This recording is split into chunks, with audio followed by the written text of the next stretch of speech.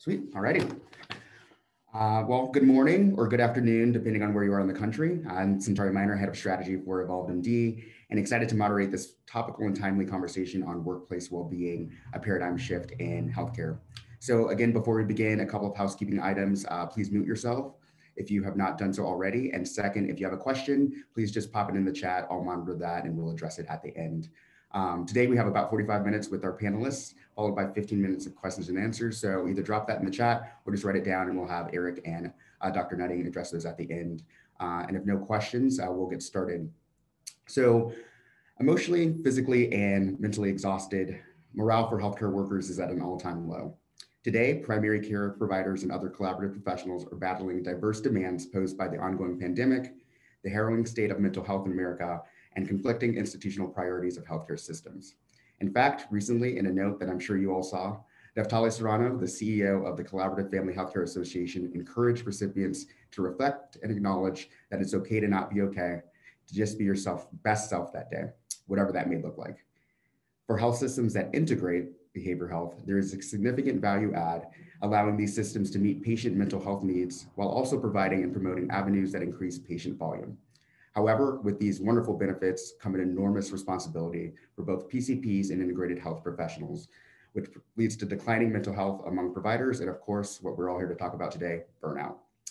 In today's webinar, we ask the question, shouldn't we value and support not only the mental health of our patients, but the mental health and wellness of our frontline workers as well? To answer that question and to better understand the research, the data, the anecdotes of frontline health professionals who are impacted themselves, I'm honored to moderate this conversation with two of my colleagues, Eric Oslin and Dr. Ruth Nutting, and in collaboration with the Collaborative Family Healthcare Association. Today, the three of us will have a conversation on how healthcare workers or healthcare institutions must change the paradigm shift, or must shift the paradigm of quality care while destigmatizing mental health for both patients and providers. Grounded in the latest academic research and personal experience from both Dr. Nutting and Eric as national leaders in behavioral health integration, they will identify sustainable approaches to fortify workplace well-being for both primary care and behavioral health professionals. So with the framework for this conversation, we hope that you leave being able to do three things from this webinar. One, recognize the myriad of demands professionals are facing within healthcare. Identify factors adding to burnout for healthcare professionals and how to take action. And finally, discuss approaches to sustaining a healthier workforce through diminishing unrealistic expectations and destigmatizing mental health treatment for healthcare personnel. With that, let's begin. So Dr. Nutting, Eric, you can unmute yourselves and welcome. Hello. Hello, Mr. Minor. Great to be here. So let's get started. I'll have Eric answer this first and then Dr. Nutting. So for additional context for today's conversation, please share with us your backgrounds, your journeys to this moment, and also give us some stories about how mental health was part of that journey. Yeah, so I'll start. I want to first thank CFHA and the group, a really robust set of individuals on this call, and really appreciate you all chiming in. This is a really important topic and one that can't be managed within a silo. We really have to take this on at a system level and start to rethink the way that we deploy resources, i.e. staff in the field, how we support them in their journey.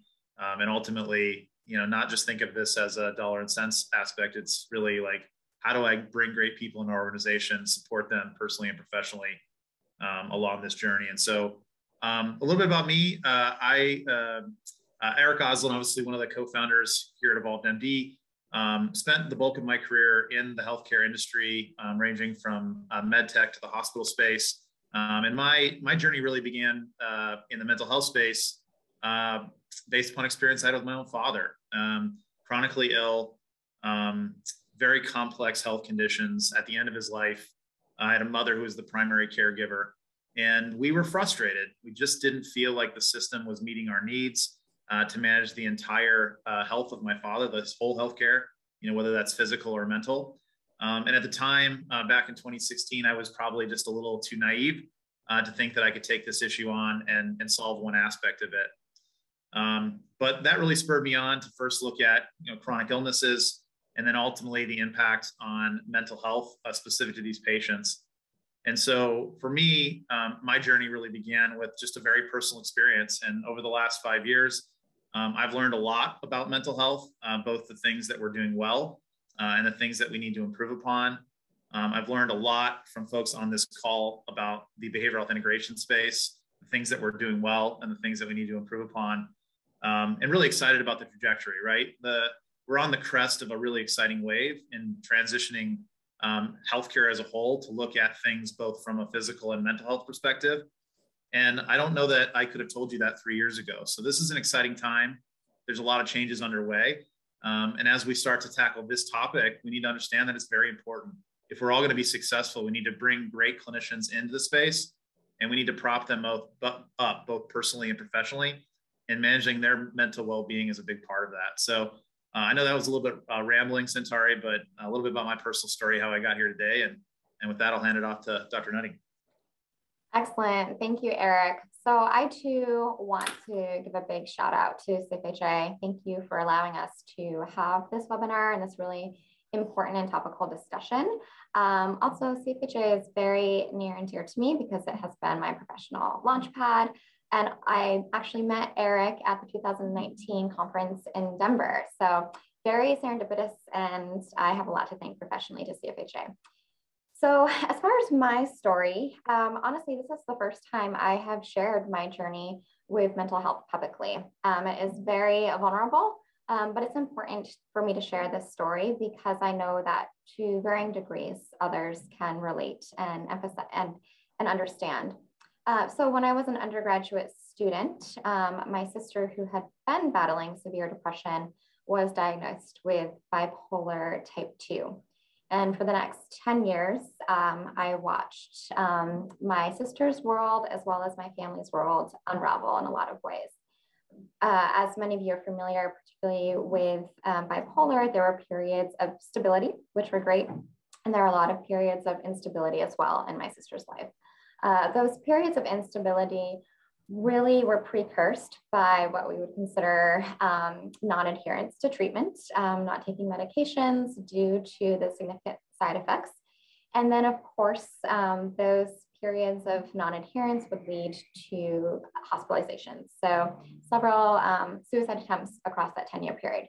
So it was very challenging. I saw my sister, who was an independent, very high-functioning woman, who was an executive assistant to a 4-star Air Force general at the Pentagon, lose that. She lost that. She lost her relationship.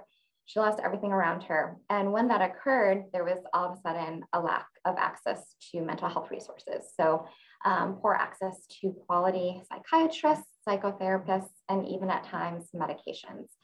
And unfortunately, my sister's life ended at 37 by suicide.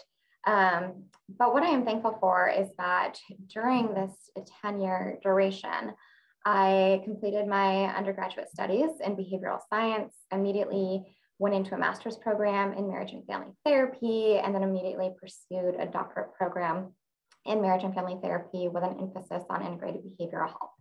And this educational journey allowed me to make sense of what was occurring within my family system. And my sister and my family fueled my passion and my drive for where I am today. So I couldn't say my sister, but I know that the work I do and others do help save others. So that is my story. Dr. Nutting, thanks for sharing that very, very vulnerable story. It's very brave to do that in front of all these people, but I know that it's very important for you to get that out there to really reduce the stigma around this. As we were framing this discussion, we started with the assumption, right, that everyone is well aware and has heard about burnout facing everyone, but especially burnout facing physicians and healthcare workers and behavioral health professionals. So for level setting, Dr. Nutting, just how bad is the issue? Yes. So first and foremost, I want to identify burnout. We all have an idea, but just going to review. So burnout is really one or more symptoms of emotional exhaustion, depersonalization, and or a decreased sense of personal accomplishment. And we have been well aware that the workforce has experienced burnout to varying degrees over the past several decades. Particularly at this time, burnout rates are ever increasing. And we're seeing in 2021, the average burnout rate among physicians was 42%. When you look at specialties, we have our family medicine physicians experiencing burnout rates at 47%, critical care physicians at 51%, and infectious disease at 49%. So these are some of the highest rates we've seen. And I also want to include nurses. Nurses at this point in time are experiencing burnout rates of up to 70%. Hugely, hugely significant, hugely troublesome. And as we know, our mental health providers are experiencing rates of burnout. So it's real and it is hugely problematic. And for the severe rates of burnout, can you talk a little bit more about what exactly and uniquely is causing this burnout among those folks? Sure, absolutely. So when we think about burnout, we need to identify not only the organizational structures that have led to these increased rates of burnout, but we do need to also reflect on personal characteristics. So there are personal characteristics that put certain individuals at an elevated risk of developing burnout. One of those, and I know I have to work on this personally, is perfectionism. Particularly among healthcare providers, we see very type A individuals. And over time, that can put us more at risk of burnout. Also, with that perfectionism, there's a higher tendency for self-judgment or being overly self-critical. And then thirdly, poor emotional regulation can also put individuals at risk of experiencing symptoms of burnout. So those are the personal contributors.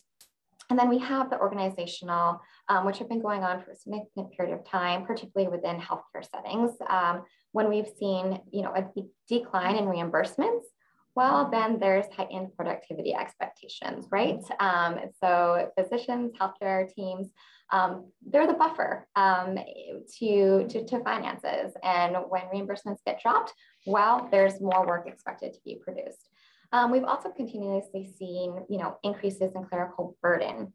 So at this point in time, physicians spend about 30 hours a week on direct patient care.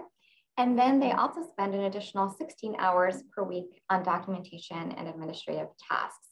So that is, those clerical burdens, that's second shift. My background before I joined evolvedMD was in medical academia for 5 years. And the second shift term is very popular, very common. So you finish up your 9-10 hour workday, you go home, you might have dinner. If you have children, you might get the children to bed. And then you start your second shift, and that's where you sit down to do your documentation. So those contributors have been going on even pre-COVID. Then, 2020, we see COVID-19 come on the scenes. And when that first initiated, of course, there was increased concern due to lack of personal protective equipment. There could be, disorganization within healthcare systems, insufficient training on how to respond to a pandemic. So that certainly increased symptoms of burnout at that point in time. And over the past 2 years, there's been continuous demands on healthcare providers due to extended work hours, overall workforce shortage that we're seeing, very, very true today due to higher attrition rates or just colleagues contracting COVID, family members having COVID, so they're out of the clinic setting for a period of time. And I think what is most concerning is that currently 60% of healthcare professionals are experiencing some level of anxiety and or depression. And that's very frightening because that's 3 times higher than our adult population experiencing symptoms of depression. So our healthcare providers who are taking care of us and doing really, really critical, valuable work, they're troubled themselves. And so that is hugely significant, and it's a big concern. Thanks, Dr. Murray. I think it was very important for us to just do a level set of just how bad the situation is, but also actually give a definition of what burnout is for those on the call. And Eric, so from your time in the field, seeing this play out among evolvedMD's customers and partners, can you kind of paint a picture and bring some stories to the research that Dr. Nutting just presented? Yeah, it's all too real. Everybody on this call knows that. So I'm not going to surprise anyone there. Right now with evolvedMD, we work across 2 states, provide services, and our customer base is comprised of roughly 500 primary care providers. That's MDs, DOs, advanced care practitioners. And what we're seeing in the market is it's not a little distressing. It's very distressing. And I think what I'll start with saying is that it's not just the providers, it's all the members of the team. It starts with administrative support, front desk staff, medical assistants, and then it carries through the clinical team, you know, whether that's medical focused or behavioral health. And what we're seeing is, you know, when COVID initially presented itself, a lot of groups moved to downside staff to accommodate for the financial impact, whether that was through layoffs or furloughs. And that exacerbated the issue, right? So suddenly we saw this huge influx of patients. We had reduced staffing loads, especially in the support side. And that trundle just started. And we're dealing with it today. And health systems are moving very quickly to bring new folks on. We're seeing significant increases in compensation and signing bonuses to do that, which is great. But the problem is still persisting because they can't catch up fast enough. And unfortunately, it's creating an issue that we're going to be dealing with for years. And so, you know, I'll use a couple of examples here in the Arizona marketplace. Where we're seeing the most significant impact right now is on medical assistants. As those folks fall off, there's a larger burden being placed on the primary care providers. And as a result of that, it's exacerbating. And it's not just here in Phoenix, it's everywhere. And so as we start to look at, you know, what is the solution going forward, I think what we have to be very cognizant of is that everybody matters, right? It's not just focusing on the physicians or the revenue generators. It's focusing on the entire team because they're playing an integral role. And if one person goes down, it distresses the rest of the system. And so we really need to be thoughtful about that. Because a medical assistant's mental health is just as important as a physician's if it impacts the downstream, the health system. So, you know, I would just say as we frame this up, it's really everyone counts, and we need to focus on developing a system that accommodates for that. And some of the decisions we're going to have to make downstream, unfortunately, are going to have an impact on our capacity to deliver care to patients. That is just part of the solution. I think most folks on this call probably understand that our mechanism for delivering care here in the US is broken. Fee-for-service is not a sustainable structure for the future because it really just exacerbates the issue that is already there. And so, you know, I would just, you know, for folks that are in the trenches doing what you all do here, for folks like me that are out meeting with individuals in the field and talking to them about not only the professional or financial aspect, but the emotional piece, it's real. And it's not just some people that are talking about it. We're all talking about it. So, yeah. Greg, thank you for bringing some humanizing a lot of those stories. And as you say, everyone matters. I wrote that down. I love that. But if things are so harrowing right now, Dr. Nutting, can you talk to us more about health systems have said, you know, we hear you, we want to help, and they've encouraged employees to talk about and seek mental health and actually have expanded mental health benefits. So give us a little bit more about that and what that looks like in practice. Sure. So yes, there is a moral and ethical imperative to address physician burnout. And physician burnout has been acknowledged by healthcare systems prior to the pandemic. Professionally, in my previous background in medical academia, I was a part of initiatives to recognize what was causing burnout and then providing interventions related to both personal resilience practices as well as organizational resilience practices. So there has been recognition, there has been leadership taking responsibility to improve really working environment, working demands, expectations for healthcare providers. So that's been good. As the pandemic came onto the scene, of course, you know, there's been everyone, no matter who you are, has experienced stress related to the pandemic. And that stress has certainly become chronic for healthcare individuals. You know, they've been identified as superheroes, which is great, but they're expected to show up and be a superhero every single day. And that takes a mental toll after time. And so there's certainly been greater acceptance of mental health services within the healthcare workforce. So we know, particularly between 2020 and 2021, there was a 27% increase in physicians accessing mental health services, which is huge and it's encouraging. And part of that is because the healthcare culture has embraced and recognized the need for mental health services. And I think that started first and foremost with the acceptance of integrated behavioral health and making sure patients had access to quality mental health services, and the value of mental health was confirmed, right?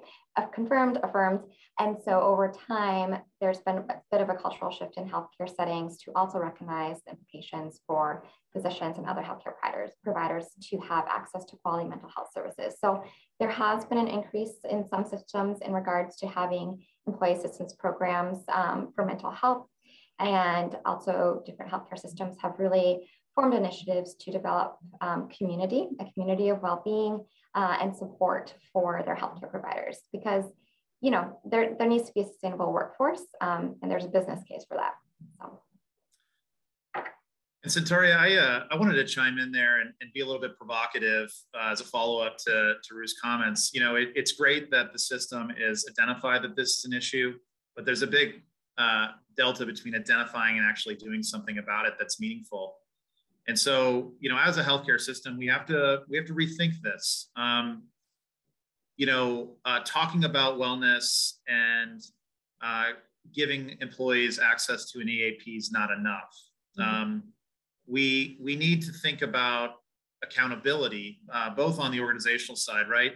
It's my job as a leader to be accountable to giving my employees space during their workday to focus on their overall well-being, to create balance. There's also accountability on the employee side to follow through on that and take that time and take that space to do good things. And then the last part of this is, as a healthcare system, if we're really going to take this seriously, we have to come to the grips with a notion that's probably wildly unpopular, which is we can only do so much, right? An employee or a clinician that is expected to pick up the slack, I think is what we used to call it, for an employee that's down or an employee that's no longer there, it's not acceptable, right? Because that only continues this downward spiral. And so outside of this responsibility that we hold to kind of change the discussion, create good habits, create accountability, it's also on the organization, like an evolvedMD, to say, I can't expect my clinicians to do 15 visits a day and stick around. What is reasonable? How do I create balance? And that needs to be part of the discussion as well. And so there is a story, and then I'll kind of talk about accountability. And this talks about my role as a leader. At evolvedMD, we talk about self-care all the time. It's part of our mission. It's part of our culture. And we put our money where our mouth is at. We actually bonus our employees on completing self-care on a weekly basis, on daily and weekly basis. And that's a good start, right? It creates some accountability on our end. It creates an initiative or some opportunity for employees to take advantage of that. But it's also on the employee to take that time and to do it. And we had a young clinician that came into our organization about 3 months ago. And during the recruiting and hiring process, our HR lead gave me a call and said, "Hey, I'd like you to speak with this individual. He's thinking about the organization, but he has some questions specifically for you." And so I called him up and I said, "Well, what's going on?" And he said, I've read a lot about evolvedMD, and I like what you guys are saying around self-care and balance and personal and professional support, but I've heard that a lot from other organizations. And so how are you any different? And my response to him was simple: is, well, again, our job is to give you the space to do these things and to make it okay and to promote it. But at the end of the day, if you're not personally committed to making the change and prioritizing your self-care and your work-life balance, then nothing will change, right? And so it's a shared obligation that we have. And it starts with the organization. It starts with the leadership. We have to show them the way, and we have to actually follow through on these things for ourselves as well. But it takes a different mindset from our workforce as well, right? We got to take care of ourselves so we can take care of patients. Great. You hit a bit on this, and you hit a lot on this. And given that evolvedMD is a staff of mostly clinicians, frontline workers, licensed therapists, can you talk a little bit more about how evolvedMD has actually and someone just asked this in the chat, how do you functionally incentivize healthcare? How do you, or at self-care, how do you functionally do the wellness piece in an organization? And also talk a little bit about if you were giving advice to another leader of like an organization or a large major health system, what would you tell them to like their first step to making this something that's ingrained in their culture? So, you know, it's not easy, and it takes a thoughtful approach. So the first thing we have to do is say, okay, just from a pure clinical perspective, what do I need my clinicians to do? How many services a day do they need to deliver? And what's the balance there, right? And then within that 8-hour workday, I need to create space for, you know, an integrated care. We have to provide space for collaboration with their primary care providers, time to meet with care coordination teams to manage patients into the community, time for their psychiatric consult, time for charting and documentation so we don't have that second shift. So you've got to think about all of the things that play into a good day for a clinician. And then you have to be very deliberate about carving out some time for self-care. And that's the first step, right? Just think about like, what's a perfect day for a clinician? And how do we create the framework to allow for that and to allow for balance, right? And then once you're there and you know what that looks like, then you need to articulate and get buy-in from the folks in the field, right? Because they actually have to do this to be successful. Otherwise, you've got a guy like me talking about this in the marketplace and it's not actually true. So you've got to get buy-in and you've got to help your team understand why this is important to the sustainability of their professional careers. And then that's also probably not enough. You got to create accountability. And for us, one of the easiest ways to do that is to tie these things into a bonus or a compensation package. And to some people that might not seem fair, but at an organizational level, we feel like we're trying to make an investment in our employees and we want that investment to pay off. And in order for it to pay off, our employees have to participate. And we know very clearly that if our employees aren't doing self-care to take care of themselves on a daily basis, that their ability to provide good services to patients and to sustain their relationship with evolvedMD, i.e. stick around, is diminished. So we really, you know, try to make sure that accountability is a big part of it. And that requires people on this call like Ruth and Centauri and myself to also do these things so that we're not hypocrites.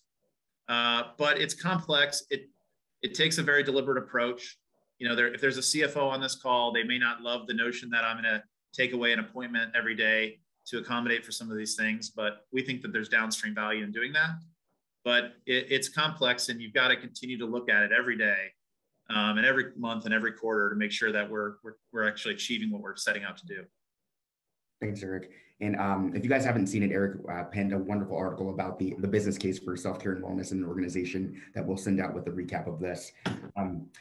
So talking about some next steps and something that's actually very hopeful around this subject. So we see this at evolvedMD as the beneficiaries of a culture that really pushes healthcare or health and wellness. But what do you think would be the overall benefits if most folks adopted this structure? So if more institutions focus on mental health, what would that mean for the healthcare workforce and for everyone on this call? I can start. I'll let you have a break, Eric.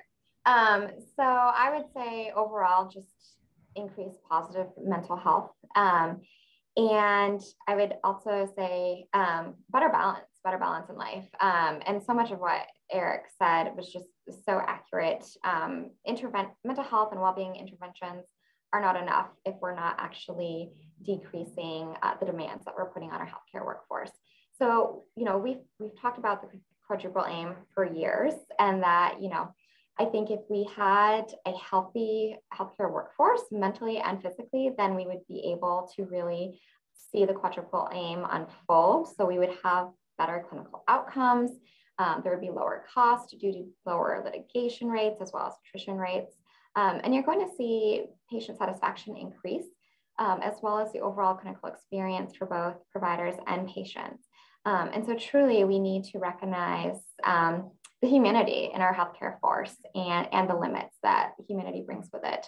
And so, you know, I'm hopeful that will continue to step forward and progress in that manner. Eric? Yeah, I think the simple, the dialogue around how we look at call it our product, which is our people, has got to change. You know, how many health systems out there, we all probably worked for some in the past where they're spending hundreds of thousands of dollars a year on a marketing campaign that is promoting the notion that patients come first and that we're patient focused or patient centered or you name it. There's a bunch of buzzwords there. I'd like to see the industry pivot on that and say we're provider focused, we're staff focused. Because if I bring great people into the organization and I build them up both personally and professionally, I focus on their overall well-being to make sure that they're healthy and happy. Well, guess what? The product and the patient care probably takes care of itself from there. And I think that that might be one of the biggest issues with healthcare as a whole is like our priorities are wrong. We need to focus on our people. And if we do that, the patient care and the quality and all the downstream value will happen. And that might not be great for the consumer to hear, but I think we're at a point now where our people need to hear that and they need to understand that we're prioritizing them and that we understand that if we're going to get through this place in time and get to a better future, that it's really, it's got to be designed around them, making them healthy and happy and successful. And if we do that, I think, as a result, healthcare improves. Great. Someone, I'm going to switch over to the chat really fast because someone asked a question that's a great segue into some of the research I want you to present, Dr. Nutting, which is whenever we feel helpless as providers, which is physicians or behavioral health providers, due to low organizational support, like no social work support, case management, we feel like we failed our patients. How do we handle those moments? So Dr. Nutting, from your research into that question, what are some actions that individuals can take for themselves to combat burnout? Absolutely. So, that is a shared experience among all healthcare providers. You're not alone, as you know. And at the core of it, we need to remember our why. What is the meaning and what is the purpose of what we're doing? And we need to focus on what we are doing and what we are not doing. So, healthcare providers, we're healers. We want to heal individuals. We want to make the greatest impact that we can. But we have limitations, and those need to be recognized not only by the larger organizational system, as I've mentioned, but also by the individual. And so focus on what you are doing. And by what you are doing, I mean, focus on demonstrating compassion to your patients, engage with your patients through reflective listening. If you do have a collaborative care team, engage with the personnel on that to provide holistic care. I know not all of us are afforded that. But, identify resources either within the clinic setting, in the community, and recognize that you're not alone in providing the resources and the care these patients need. And continue to work with patients to identify what their values are, their desires, and their goals, so that you're at least having a sense of accomplishment in knowing that you're working with patients together and you're on a journey with these patients. And of course, depending upon what type of care setting you're in, you may have less of a longitudinal relationship if you're in critical care or, emergency department. But again, recognize what you're doing in that moment and how it may have a broader impact with not only within that patient, but within the family, the patient's family system, and even community at times. That's great. I'm going to shift over to another question in the chat, which is, and this is for Eric or Dr. Nutting. What are some compassion-centered policies that healthcare organizations can do to help better support their physicians and their team's well-being? Well, I think you could start with like an organization actually focusing on work-life balance. This notion of a second shift to me is ridiculous. And if that's where we're at, then you start there, right? We show up at work at 8, we finish at 5 or whatever the shift is, and you should be able to go home at that time and focus on yourself and your family. And if an organization is not putting an individual in that position, then that would be a good starting point. And so, how do you do that as an organization? I don't know how many Six Sigma black belts there are out there from an organizational leadership perspective, but let's sit them down and figure out how we create efficiencies for our people, how we bring in additional supports that wrap around to support our clinicians, and we get it done. You can make a very strong business case for those types of things if you're willing to sit down and do it. And then beyond that, as an organization, you have to be committed to managing and supporting your employees. For our frontline providers, We assign advanced licensed clinical supervisors, and their job is to manage day-to-day activities. But we tell those folks is, look, you used to have a caseload of 100, now you got a caseload of 8. Make sure you're doing everything you can to prop these folks up, both personally and professionally. And sometimes that blurs the lines between a professional and a personal relationship, but I think we need to know our people and actually care about them, which requires us to blur those lines a bit. And so it's not like a complex dynamic. You just got to actually commit to sitting down and tackling it. And there's certainly enough brain power in healthcare to do that. Your organization's got to be committed to doing it. Dr. Nutting, anything you wanted to add there? Really, no, just agreeing with what Eric said. Compassion needs to start with leadership, and it will trickle down to patients. And this is it's a question that I just wanted to bring. So sorry for putting you guys on the spot, but this conversation discussion has been very great and robust, and it made me really want to understand what barriers do you all see to this shift. So is it leadership? Is it just the system in general? So what do you see as kind of hindrances to actually making this happen? And then how do we get ahead of it?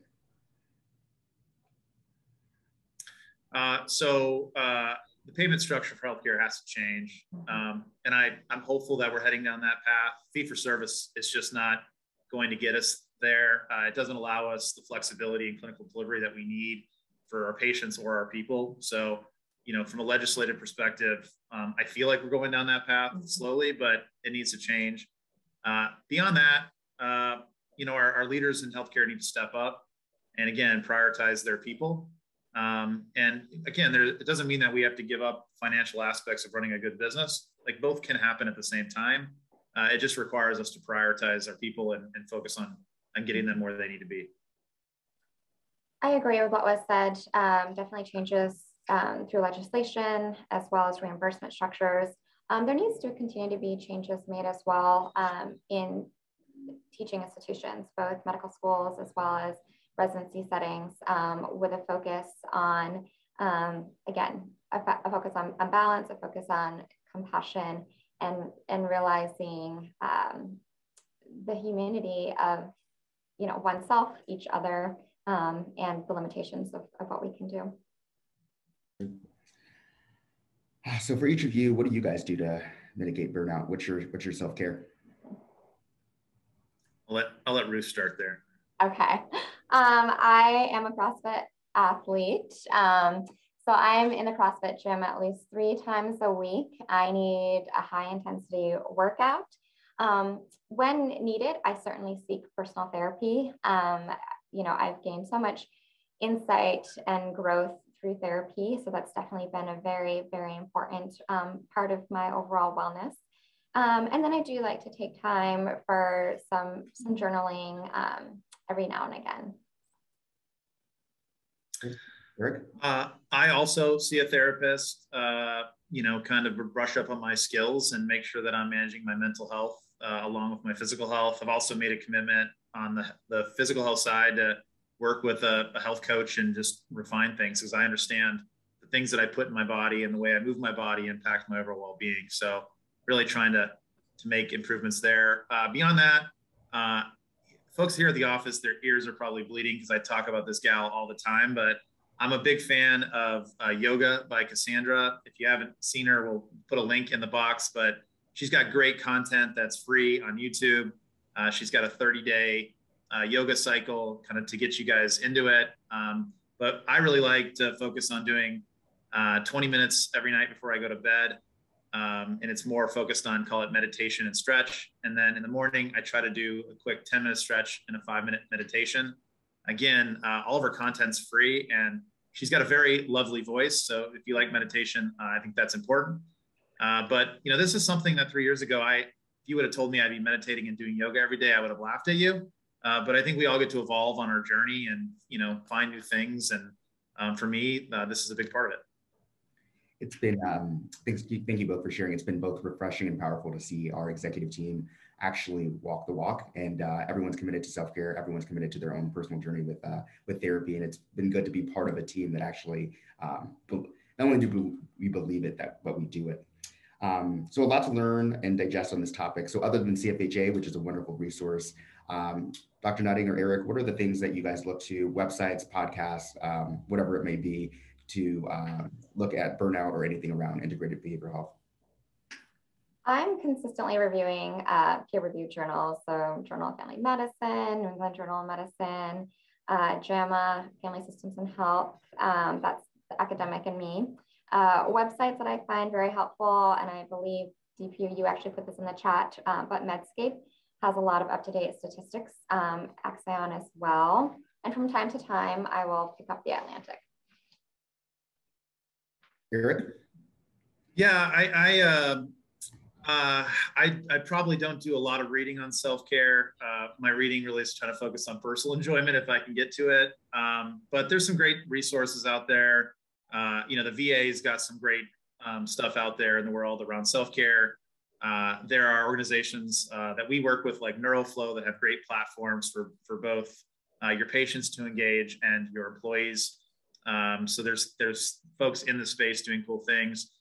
There's people on this call that have exceptional experience. I mean, looking at the first page, but obviously Patty Gibson and Brian Sandoval, talking to our peers in the space and see what they're doing, how they're running their team, and just taking inputs. So we're not living in a silo thinking that we're doing great things, but looking at what others are doing successfully and trying to incorporate those when it makes sense. Great. And then finally, before we open up to questions, what's one thing that you want everyone on this call to know as it relates to this topic? What's your parting words?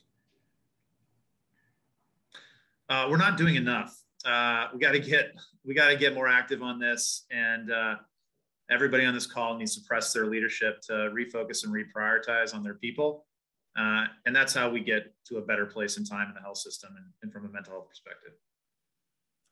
Yeah, and I just want to remind everyone on this call that, taking time for your personal mental health is a necessity.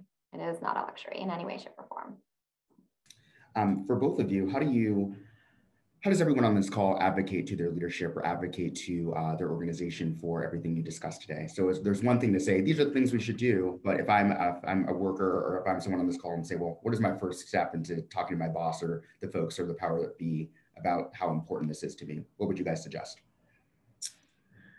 I'd start with building a business case, right? A lot of these folks want to hear it from that perspective. And so, look at it from their lens, build in the emotional component and make it a business case, because there's a strong one to be made, both on the negative side if they don't do anything, and on the positive side if they do. And so, I think you got to speak the language that they want to hear and make a case and try to take the emotion out of it.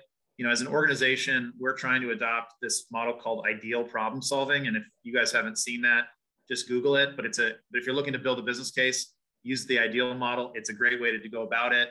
And it's positioning things to leadership that don't look like a complaint or a problem that they need to solve. It's more of a focus on like, hey, I've thought about this issue. Here's how I view it, and here's how I think we can solve this problem. Can you help me get to the finish line? And so I think it's just a function of building your case, going to them pragmatically without the emotion, and giving them a reason to say yes. Yes, definitely. All of that, what Eric said. And also when you're presenting that business case and using the language that leadership uses, asking them to, again, take part in that initiative. Set the atmosphere, set the example so that others will follow. Perfect example, even though here at evolvedMD, we're consistently promoting taking time for self-care, it can be challenging for us on an individual level. I'll get focused in on a task and I'll think, oh, I should get up and go for a 10-minute walk, but really I could just keep working. But Eric, you'll walk by his office and he might be striking a yoga pose. So when you see one of your co-founders having some Cassandra time, you're like, you know what? Yes, I can take a 10-minute walk. So leaders have to consistently model behavior because it gives permissions to employees to follow through with that behavior as well. That's great. It is awesome to see Eric do yoga in the office. A couple of questions in the chat. One I'll start with first is for Dr. Nutting and Eric. A question would be, if you had $250,000 for burnout and resilience and integrated care, how would you put that towards? What would you put that towards in an organization? How big is the organization? I mean, I would try to push that money into the pockets of our employees, because a lot of the things when it comes to self-care, they don't need to be expensive. You don't need a piece of technology to do it. You know, it does take some money and some time to sit down and curate a strategy, develop a communication strategy, and then push it out. But, you know, to me, I'd rather encourage my employees and use a carrot to get them into these habits, and then hopefully build upon those habits and make them institutional. So I would say, spend that money wisely on tech and development, but try to push as much of it into your employees' pockets by incentivizing them to do these things. And that's exactly what we do, right? We knew that if we modeled the behavior and encouraged it, we could get a certain amount of uptake. But the second that we tied a financial incentive into it, we got a lot more participation, and that's just the reality of the world we live in. And so I don't know that that's a bad thing, as long as the end goal is the same. So I'd encourage you to push as much of that into the pockets of your people for doing good things, because it's an investment in their well-being. Eric, perhaps we didn't spend enough time on this, but I'd love for you to talk a little bit about what exactly tangibly are some of the self-care things that the employees of evolvedMD do, and what have you seen as a leader as the impact? So how have you seen people show up differently as we think about workplace well-being? How have you seen visibly the well-being of our staff change because of these things? Well, I want to start by saying we're not perfect. We're ever evolving and getting better, and we make mistakes, and we've got good feedback loops now so that we identify them and we pivot. So this is not something that you just do and say, hey, we're good. It's something you got to focus on. But, for us, we started talking about self-care 2 or 3 years ago, and we adopted a program to give people the space and time. And then what we ended up finding is that there wasn't discipline in time management. So a lot of these activities weren't getting done. And we really wanted to say, well, how do we actually incorporate it into our day-to-day activities? And so we were in the process of developing a bonus program at that point in time. And there was a number of components tied into that. And we decided to create qualifiers. So for us, qualifiers for everybody in the entire organization, regardless of your position, is one, there has to be a commitment to self-care. So if you don't do self-care 80% of the days, then you don't qualify for the downstream bonus. And there's also a quality component. If you don't do a certain level of quality, then you don't qualify for the downstream. And so you're essentially, in taking on that approach, you're prioritizing wellness and quality over productivity. Because what I don't want personally is, it seems like a great thing over the short term to have like a really productive employee, but if that person burns themselves out a year from now, like we're at a bad spot. So we really wanted to focus on wellness and quality. And then if you could do those things and also push out productivity, like that's the perfect mix.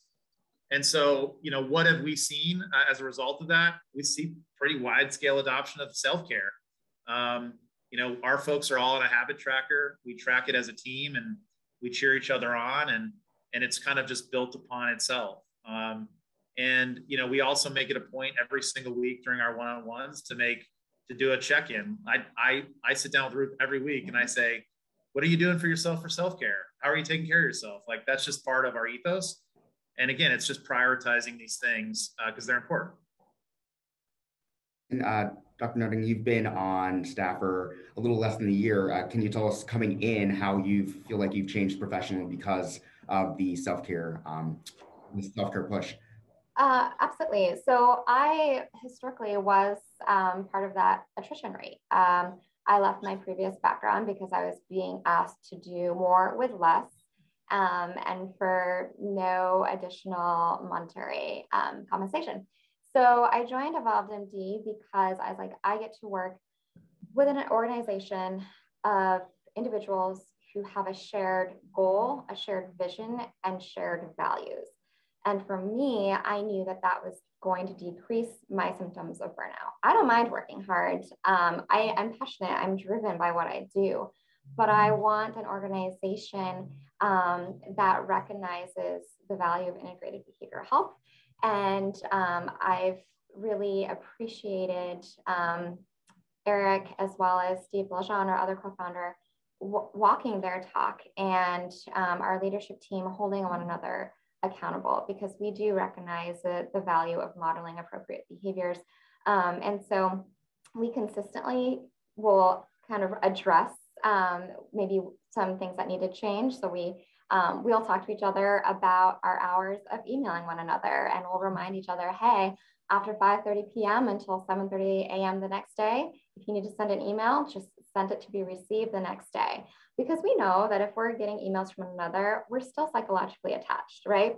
And so it's nice to have a team that promotes those self-care boundaries. And really, at the end of the day, we have a really sustainable workforce here, because we do have those self-care boundaries, and we have others to hold us accountable. Yeah, Satari, that's a great tip for everybody on this call. It doesn't cost a thing, and it can be easily executed. Start that habit. Don't allow your organization to send emails after 5 and before 8. And if people want to send them, have them put them on time delay. And we've really made that a priority, and it helps. And it's simple to do. It takes a little, it requires you to be deliberate about it, but it's free. Start there. Love that. And then final question, it's from Naftali, actually. Hello, Naftali. It's around the 4-hour work week. So has evolvedMD considered a 4-day work week? CFHA is not a provider organization, but we are moving to this approach. Eric, Ruth, thoughts? Ruth, you go first, and I've got a very specific comment on this. So. Okay, so we have discussed it back in the summer as to whether or not there would be a 4-day work week. I think we'd have to get somewhat creative with that, but I know that Eric, as well as Steve, they are always open to discussion and really what will be best for employees as well as, our company. So it's been a discussion. Yeah, and so I'll start with saying, offering employees flexibility in how they, when they work is got a ton of value. And I think we always like to explore those philosophically. When it comes to a 4-day work week, I'm assuming we're referring to like 410s is my guess, Naftali.